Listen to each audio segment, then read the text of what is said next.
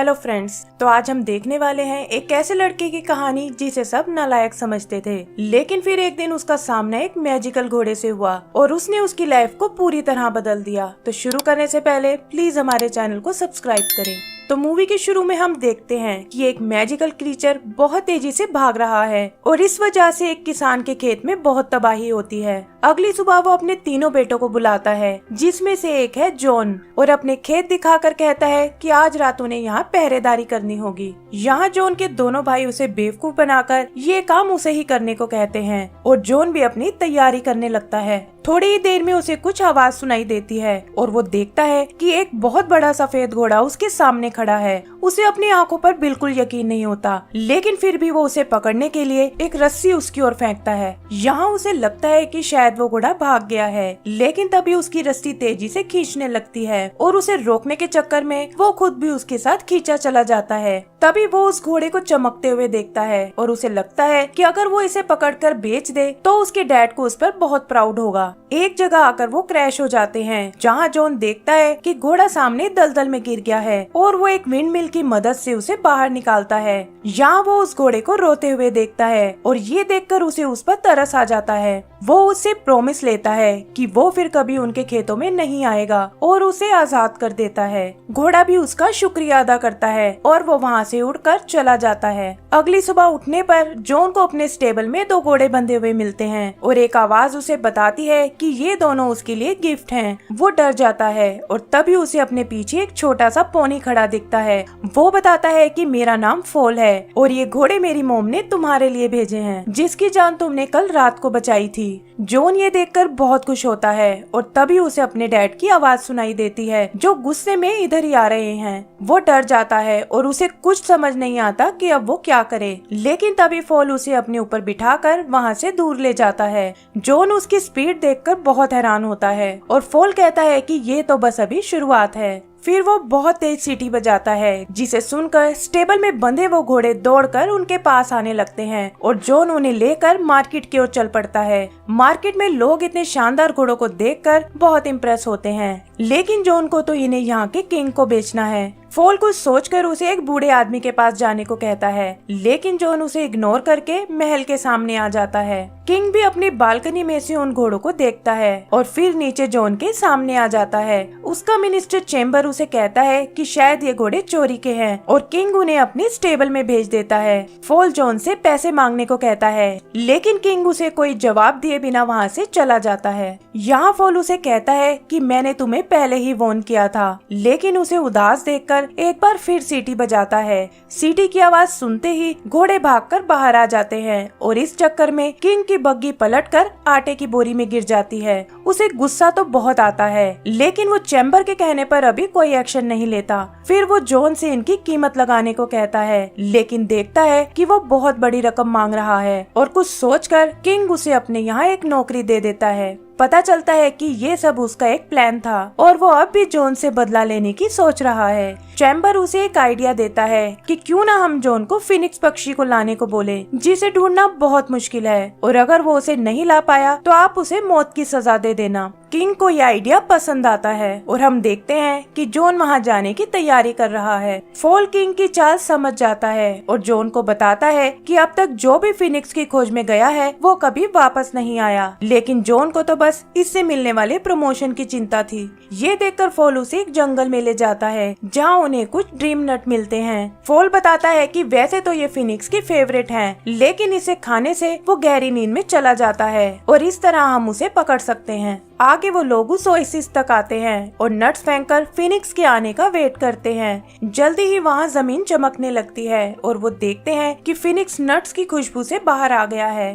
फिर वो एक एक करके उन नट्स को खाने लगता है और जल्दी ही गहरी नींद में चला जाता है। जॉन भी उसे पकड़ने की तैयारी करता है, लेकिन देखता है कि फिनिक्स किसी तरह जाकर उनके पीछे खड़ा है। वो उन्हें पकड़ने उनके पीछे भागता है, जिससे पूरे आइलैंड पर आग लग जाती है।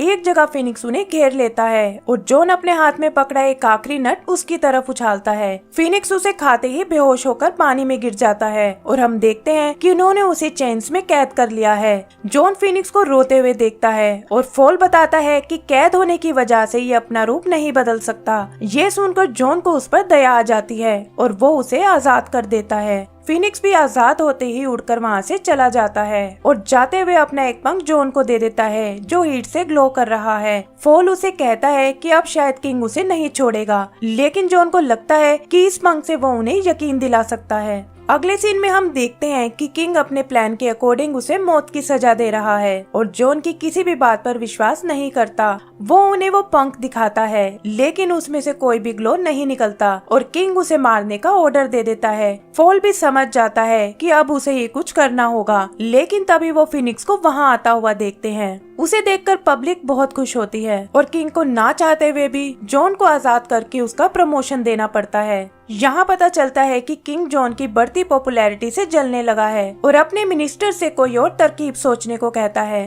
तब चैम्बर उसे एक और आइडिया देता है कि क्यों ना इस बार उसे सार माउंटेन की प्रिंसेस को लाने भेजा जाए जिस तक पहुँचना नामुमकिन है, और अगर वो कामयाब हो भी गया तो आप उस प्रिंसेस से शादी कर सकते हैं। जॉन भी फॉल की मदद से जल्दी ही माउंटेन कैसल तक पहुंच जाता है, लेकिन देखता है कि वहां एक बर्फ की दीवार है। तभी उसकी जेब से फिनिक्स का पंख बाहर आता है और उस दीवार में घुसकर उसे तोड़ डालता है। इससे वहां पानी का एक सैलाब आ जाता है और फॉल उसमें बहता हुआ एक स्नोबॉल की तरह नीचे जा गिरता है। इधर जॉन को कैसल में काफी सारी प्रिंसेस दिखाई देती हैं और वो पंख एक बार फिर असली प्रिंसेस को ढूंढने में उसकी मदद करता है। जॉन उसकी खूबसूरती देखकर दंग रह जाता है और उसे बताता है कि उनके किंग उससे शादी करना चाहते हैं। ये सुनकर प्रिंसेस गुस्से में उसे कहती है कि अगर उसका किंग बहादुर होता तो वो खुद मुझे यहाँ लेने आता, और ये कहकर वो पहाड़ से नीचे कूद जाती है। जॉन भी उसे बचाने उसके पीछे कूदता है और नीचे पहाड़ी पर बैठा फॉल भी उन्हें देख लेता है।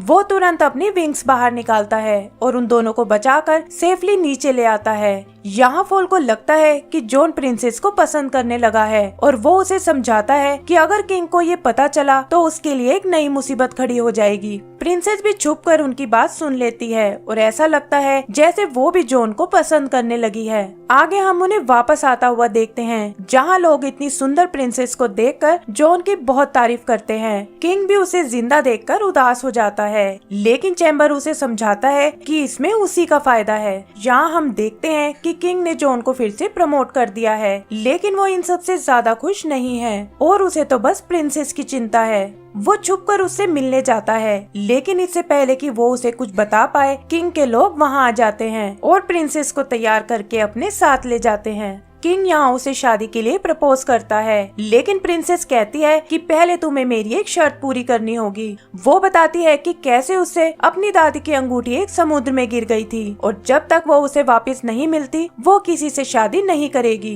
किंग ये सुनकर सोच में पड़ जाता है और तभी प्रिंसेस को देखने के बहाने जॉन वहाँ आता है। वो किंग से अपने लिए कुछ काम मांगता है और ये देखकर किंग उसे ये अंगूठी को वापस लाने को कहता है। इधर पता चलता है कि फॉल इस बार उसकी कोई मदद नहीं कर सकता क्योंकि उसे अंगूठी की लोकेशन के बारे में कुछ नहीं पता। तब वो अपनी मॉम से हेल्प मांगता है और वो उसे बताती है कि अंगूठी एक व्हेल के पेट में है जो उन्हें समुद्र के बीच एक आइलैंड पर मिलेगी। फॉल तुरंत जॉन को लेकर निकल जाता है और वो उड़ते हुए आगे बढ़ने लगते हैं। यहाँ कुछ बर्ड से टकराने पर जॉन नीचे गिर जाता है और पता चलता है कि वो लोग समुद्र तक पहुँच गए हैं। जॉन को नीचे बड़ी बड़ी जंजीरें दिखाई देती हैं और तभी उसकी नजर उनसे बंधी हुई व्हेल पर पड़ती है। वो बाहर आता है और फॉल को बताता है कि ये आइलैंड ही असल में वो व्हेल है जिसके बारे में उसकी मॉम ने बताया था। उन्हें कुछ समझ नहीं आता कि उसे ऐसे क्यों बांधा गया है और तब फॉल अपनी पावर से व्हेल से बात करता है। वो बताता है कि कैसे काफी टाइम पहले इसने गलती से कुछ शिप्स को निगल लिया था और इसीलिए बाकी सेलर्स ने इसे यहाँ कैद कर लिया। अब ये व्हेल अपनी गलती सुधारना चाहती है, लेकिन इसे नहीं पता कि उन शिप्स को वापस बाहर कैसे निकाले।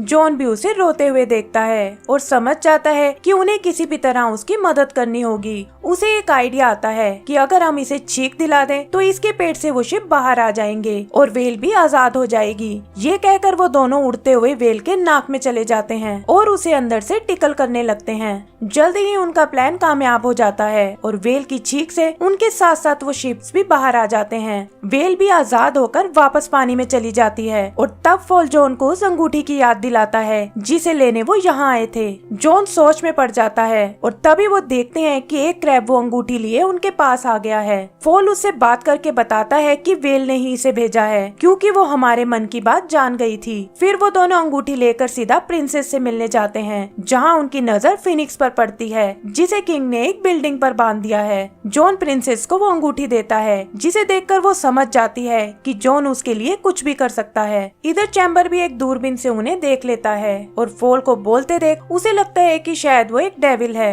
वो तुरंत उन्हें रोकने जाता है और इस हड़बड़ी में किंग की आंख खुल जाती है। वो भी फॉल को प्रिंसेस की खिड़की पर देखकर उसे शूट कर देता है और जॉन चाहकर भी अपने दोस्त को नहीं बचा पाता। किंग ऐलान करवाता है कि प्रिंसेस को किडनैप करने के जुर्म में जॉन को नौकरी से निकाला जाता है और कुछ ही दिनों में उसे मौत की सजा दी जाएगी। इधर प्रिंसेस छुपकर फॉल से मिलती है और उसे बताती है कि उसकी एक स्कीम के कारण जॉन और भी बड़ी मुसीबत में फंस गया है। पता चलता है कि शादी से बचने के लिए उसने किंग को 3 अलग अलग पॉट्स में नहाने को बोला था, जहां पहले में उबलता हुआ पानी, दूसरे में बर्फीला पानी और तीसरे में उबलता हुआ दूध होगा। उसने किंग को बताया कि ऐसा करने से वो फिर से जवान हो जाएगा, लेकिन किंग को ये ठीक नहीं लगा और अब चैम्बर के कहने पर वो इसे पहले जॉन पर आजमाना चाहता है। फिर वो फॉल को इससे बचने का तरीका बताती है कि अगर पहले पोर्ट में मेरी दादी की अंगूठी, दूसरे में फिनिक्स का पंख और तीसरे में लाइफ और डेथ फ्लावर डाल दे तो जॉन की जान बच सकती है। फॉल उससे उस फ्लावर के बारे में पूछता है और प्रिंसेस बताती है कि वो तुम्हें दुनिया के आखिरी कोने पर मिलेगा। ये सुनकर फॉल कहता है कि उसमें बहुत वक्त लग सकता है, लेकिन प्रिंसेस उसे यकीन दिलाती है कि अपनी स्पीड से वो इस काम को जल्दी पूरा कर लेगा। घायल फॉल भी अपनी परवाह किए बिना तुरंत वो फ्लावर लेने निकल पड़ता है। इधर महल में तीनों पोट्स तैयार हो जाते हैं और किंग को लगता है कि शायद यही मौका है पब्लिक को दिखाने का कि वो कितना रहम दिल है। वो सबको बताता है कि ये प्रोसेस असल में जॉन को दिया गया दूसरा चांस है, क्योंकि अगर वो इसमें पास हो गया तो वो इसे आजाद कर देगा। फिर वो जॉन को पोर्ट में धकेल देता है और प्रिंसेस भी छुपकर अपनी अंगूठी उसमें फेंक देती है। अंगूठी के मैजिक से जॉन पहले पोर्ट से सही सलामत निकलकर दूसरे पोर्ट में चला जाता है और ये देखकर फिनिक्स पक्षी चिल्लाने लगता है। उसकी आवाज कैद किए हुए उस पंख तक आती है और वो तुरंत वहाँ से निकलकर दूसरे पोर्ट में गिर जाता है। पंख के गिरते ही जॉन भी तीसरे और फाइनल पोर्ट में पहुँचता है और प्रिंसेस मन ही मन फॉल को जल्दी आने को कहती है। आगे हम फॉल को देखते हैं जो तेजी से भागता हुआ आखिर उस फ्लावर तक पहुंच जाता है। वहाँ उसे पता चलता है कि इसे तोड़ने वाला खुद भी मारा जाएगा, लेकिन इसकी परवाह किए बिना वो उसे तोड़ लेता है। इधर महल में प्रिंसेस और बाकी लोगों को लगता है कि जॉन मारा गया है और वो उदास होकर वापस जाने लगते हैं। तभी हम आसमान से आते हुए फॉल को देखते हैं जो उस फ्लावर को उस पोर्ट में गिरा देता है और देखते ही देखते जॉन एक प्रिंस के रूप में बाहर आ जाता है। ये देखकर किंग भी पहले पोर्ट में जंप लगाता है, लेकिन जवान होने की बजाय एक बबल में कैद होकर वहाँ से दूर चला जाता है। पब्लिक ये देखकर बहुत खुश होती है और वो लोग जॉन को अपना नया किंग बना लेते हैं। आगे वो दोनों फॉल को ढूंढने जाते हैं जिसे लगता है कि शायद वो मरने वाला है और तब प्रिंसेस उसे बताती है कि फ्लावर तो असल में उसका टेस्ट ले रहा था। एंड सीन में हम देखते हैं कि जॉन और प्रिंसेस एक दूसरे को अपना लाइफ पार्टनर चुन लेते हैं और इसी के साथ हमारी मूवी खत्म हो जाती है। तो दोस्तों, अगर आपको ये मूवी पसंद आई हो तो प्लीज हमारे चैनल को सब्सक्राइब करें। Thank you.